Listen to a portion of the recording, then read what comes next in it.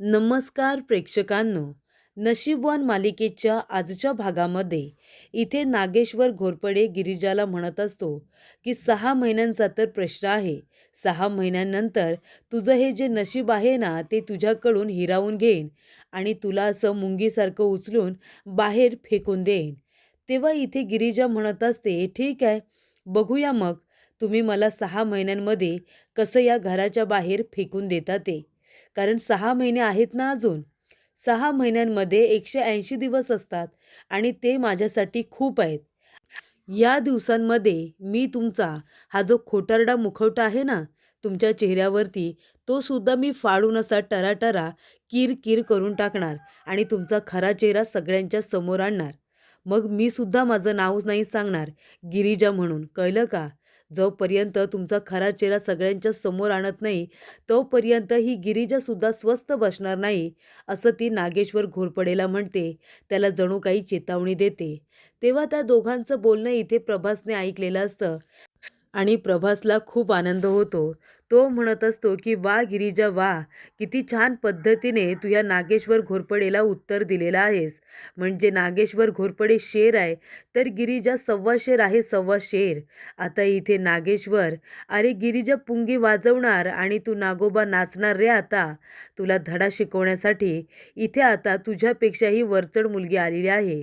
तेव्हा इथे प्रभासला हसायला आलेलं असतं आणि तेव्हा प्रेक्षकांनो, इथे आता गिरिजा नागेश्वरला उत्तर देऊन निघून गेलेली असते. हसायचा आवाज आल्यामुळे नागेश्वर आता त्याच्याकडे बघायला लागतो आणि म्हणत असतो, का रे प्रभास, मला हसण्यासारखा आवाज आला, तू तर नाही हसलास ना? तेव्हा प्रेक्षकांनो, खरं तर प्रभासलाच हसायला आलेलं असतं. नागेश्वर घोरपडेला इतक्या छोट्या मुलीने त्याच्यापेक्षा मोठं उत्तर दिलेलं असतं. तेव्हा प्रेक्षकांनो, नागेश्वर घोरपडे त्याच्याकडे बघतो आणि सरळ तिथून निघून बाहेर जातो. तेव्हा प्रभास डोळे उघडून आता त्या माणसांकडे बघायला लागतो. तेव्हाच प्रेक्षकांनो, इथे आता गिरिजा आपल्या रूममध्ये असते आणि तेव्हा तिथे रुद्र दरवाजा नॉक करून विचारतो, गिरिजा मी आतमध्ये येऊ का? तेव्हा गिरिजा म्हणते, रुद्रा हो विचारताय काय, या ना. तेव्हा इथे गिरिजा म्हणते, काय झालं रुद्र, काही काम होतं का? एवढ्या रात्री तुम्ही इथे आलात? तेव्हा रुद्र म्हणतो, सॉरी हा, मी तुम्हाला इतक्या रात्री डिस्टर्ब करतोय. ती म्हणते, नाही नाही, तुम्ही आलात त्याबद्दल नाही बोलत, म्हणजे काही काम होतं का? तेव्हा इथे रुद्र म्हणतो, हो, काम असं नाही, मला तुमच्याशी थोडं बोलायचं होतं. म्हणजे आज तुम्ही संस्थेमध्ये आलात, सर्व मुलांसाठी तुम्ही इतकं छान जेवण घेऊन आलात, सगळे पोटभर जेवले, त्यामुळे आता मला सुद्धा तुमच्यासाठी काहीतरी करायचं आहे, म्हणजे तुम्हाला काहीतरी द्यायचं आहे. तेव्हा गिरिजा म्हणते, काय म्हणजे काय बोलताय तुम्ही? तेव्हा इथे रुद्र म्हणतो, नाही नाही, गैरसमज करून घेऊ नका, मी तुमच्यासाठी काहीतरी आणलंय, 1 मिनिट हा, मी घेऊन येतो. त्याला वाटते की खिशामध्ये त्याने ती वस्तू ठेवली असेल पण ती बाहेरच राहिलेली असते. रुद्र आता धावत पळत जातो आणि ते गिफ्ट गिरिजासाठी घेऊन येतो. तेव्हा गिरिजा म्हणते, हे सगळं काय रुद्र? रुद्र म्हणतो, हात पुढे करा ना, आणि तो तिच्या हातावरती ते गिफ्ट ठेवतो. तेव्हा गिरिजा म्हणते, हे सगळं काय आहे? तेव्हा रुद्र म्हणतो, काय गिफ्ट आहे तुमच्यासाठी, तुमच्यासाठी नवीन फोन आणलाय. तेव्हा गिरिजा म्हणते, कशाला?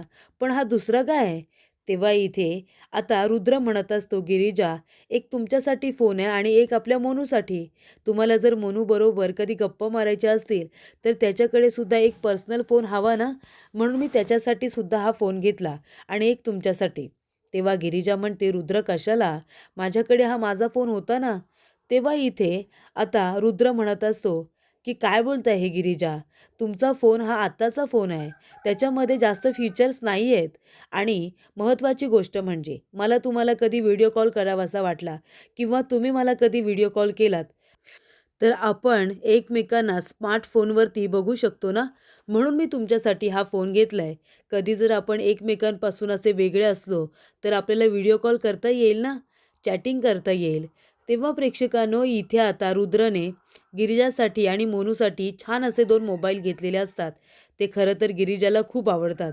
गिरिजा त्याला मनापासून थँक्यूसुद्धा म्हणते. तेव्हा इथे रुद्र म्हणतो, ठीक आहे, आणि तो सरळ तिथून आता बाहेर निघून जातो.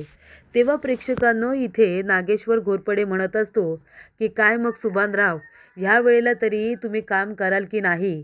ती मुलगी या घरात आली, आम्हाला नडायला लागली, आमच्याबरोबर वाद करायला लागली ती मुलगी या घरामध्ये. तिचा लवकरात लवकर बंदोबस्त करा.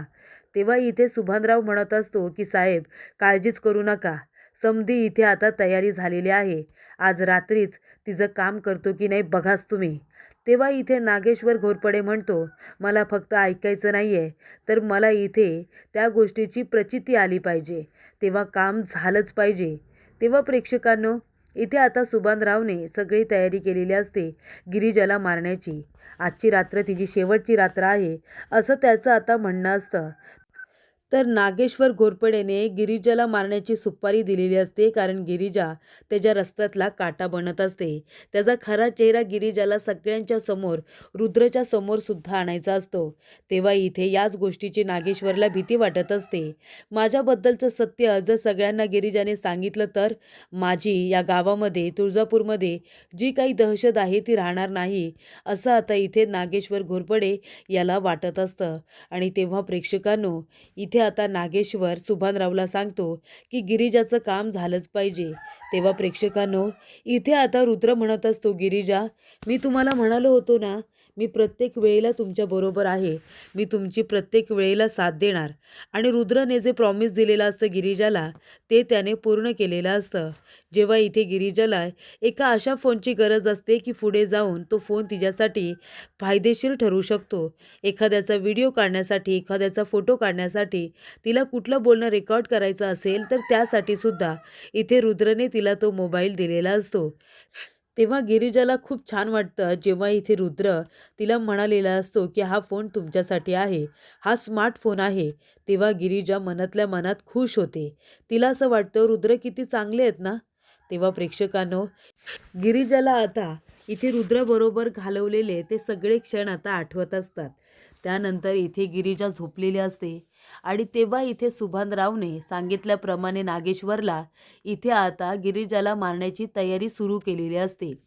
गिरिजाला मारण्यासाठी इथे आता रूममध्ये साप सोडण्यात आलेला असतो. तिथे आता सापवाला आलेला असतो. त्याच्या टोपलीमध्ये इथे एक साप असतो. तो खिडकीमध्ये ठेवल्यानंतर तो आता गिरिजाच्या रूममध्ये खाली उतरतो आणि तिथे आता गिरिजा झोपलेली असते. तिच्या बेडवरती जाऊन तो सरळ तिच्याकडे बघत तिथे बसलेला असतो.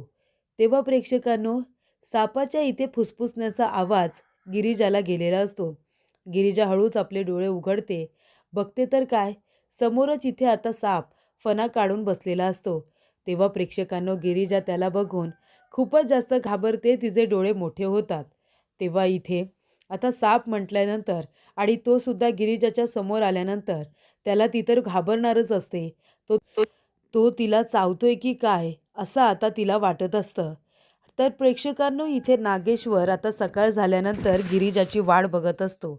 त्याला वाटत असतं की आता रात्रीच्या वेळेला गिरिजाचं काम त्या सापाने केलंच असेल.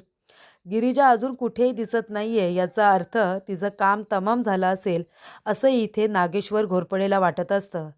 तेव्हा तो आता छान असं गाणं म्हणत असतो आणि इकडे तिकडे गिरिजाला बघत असतो. तेव्हा इथे वासंती येते आणि म्हणते, का हो, काय झालं, कुणाला शोधताय, इकडे तिकडे शोधताय काय? तेव्हा नागेश्वर म्हणतो, काय शोधतोय म्हणजे काय, सूनबाई कुठे आहेत, आम्हाला चहा हवाय त्यांच्या हातचा, म्हणून आम्ही त्यांची वाट बघतोय ना. सूनबाई कुठे आहेत, त्यांना चहा बनवायला सांगा आमच्यासाठी. तेव्हा वासंती म्हणते, अहो, मला असं वाटले ना ती झोपली, कारण ती सकाळपासून मला सुद्धा दिसलेली नाही आहे. मी सुद्धा मगापासून तिला बघते, पण अजून ती बाहेर आलेली नाही. मला असं वाटतंय की ती जरा जास्त वेळ झोपली असेल, तर झोपू दे तिला, मी तुमच्यासाठी चहा करते ना.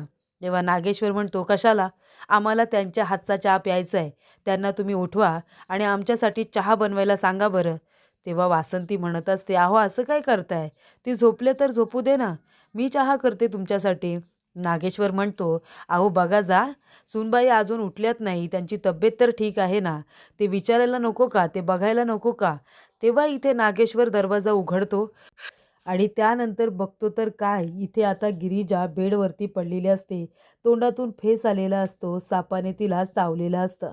तेव्हा प्रेक्षकांनो, इथे आता गिरिजा मेली असं इथे नागेश्वर घोरपडेला वाटतं आणि तिला बघितल्यानंतर नागेश्वर खूपच जास्त आनंदी होतो. तो म्हणत असतो की चला, रस्त्यामधला माझा सगळ्यात मोठा काटा आता दूर झालेला आहे. बरं झालं ही मुलगी आता कायमस्वरूपी ढगात गेलेली आहे ते. तेव्हा प्रेक्षकांनो, गिरिजाच्या तोंडातून आता फेस वगैरे आलेला असतो आणि तेच दृश्य बघून नागेश्वरला आनंद होतो. पण ज्या वेळेला इथे आता खरोखर वासंती दरवाजा उघडते, तेव्हा वासंती बघते तर काय, गिरिजा रूममध्येच नसते. म्हणजे ते काही बघितलेलं असते ते नागेश्वर घोरपडेने स्वप्न बघितलेलं असतं. आणि त्यानंतर प्रेक्षकांनो, इथे आता नागेश्वर म्हणत असतो, काय झालं, कुठे आहे सूनबाई? तेव्हा वासंती म्हणते, अहो आपली सूनबाई गिरिजा तर रूममध्येच नाही आहे, कुठे गेली असेल? तेव्हा नागेश्वर म्हणतो, अरे बापरे, आता तर मला वाटलं की रूममध्ये आहे म्हणून तिची अवस्था वाईट असेल आणि त्यामुळे त्या सापामुळे तिचा जीव वगैरे गेला असेल. पण इथे रूममध्ये तर ती गिरिजा कुठेच नाही आहे. मग गिरिजा गेली तरी कुठे? तेव्हा प्रेक्षकांनो, त्या ठिकाणी आता वासंती सगळीकडे गिरिजाला बघत असते. पण गिरिजा काही कुठे सापडत नाही. तेवढ्यातच इथे नागेश्वर घोरपडे म्हणत असतात, कुठे गेल्या कुठे सूनबाई? तेव्हा इथे गिरिजा आलेली असते आणि ती म्हणते, आबासाहेब, अहो मी इथे आहे आबासाहेब. तेव्हा इथे गिरिजाला जिवंत बघून, सुखरूप बघून नागेश्वरचे डोळे मोठे होतात. तेव्हा प्रेक्षकांनो, इथे आता नागेश्वर घोरपडे याला त्या गोष्टीचा पश्चाताप झालेला असतो की हिला या घरामध्ये मी का आणले. आणि तेव्हा प्रेक्षकांनो, इथे आता चहा बनवलेला असतो तो म्हणजे वासंतीने. आणि वासंती तो चहा रुद्रला द्यायला जात असते. तेव्हा रुद्रला द्यायला जाणार तिथे उर्वशी येते आणि म्हणते, इकडे दे, रुद्रला चहा तर मीच नेऊन देणार. तेव्हा वासंतीच्या हातातून इथे कप बशी खेचून घेत उर्वशी आता रुद्रला द्यायला जात असते. तेव्हा इथे वासंतीला वाईट वाटतं. गिरिजा त्या ठिकाणी येते आणि उर्वशीच्या हातातून कप आणि इथे बशी खेचून घेते आणि म्हणते, आई हे घ्या, जा आणि तुम्हीच रुद्रला आता चहा द्या. तेव्हा वासंती रुद्रला चहा बनवून देते आणि विचारते, कसा झालाय? तेव्हा रुद्र म्हणतो, अप्रतिम झाला आईसाहेब, अप्रतिम. खूपच छान चहा बनवलेला आहे तुम्ही आईसाहेब. तेव्हा इथे गिरिजा म्हणते, की आईसाहेब, आता तुमची सून आहे ना या घरामध्ये, आता ज्याचं जे आहे ना ते त्यालाच मिळायला हवं. तुमचा मान सन्मान, तुम्ही तुमचं कर्तव्य पार पाडता ना, मग तुमचा तुम्हाला मानसुद्धा मिळाला पाहिजे आणि तो मी या घरामध्ये तुम्हाला मिळवून देईन, असं गिरिजा आता उर्वशीच्या समोर वासंतीला म्हणत असते.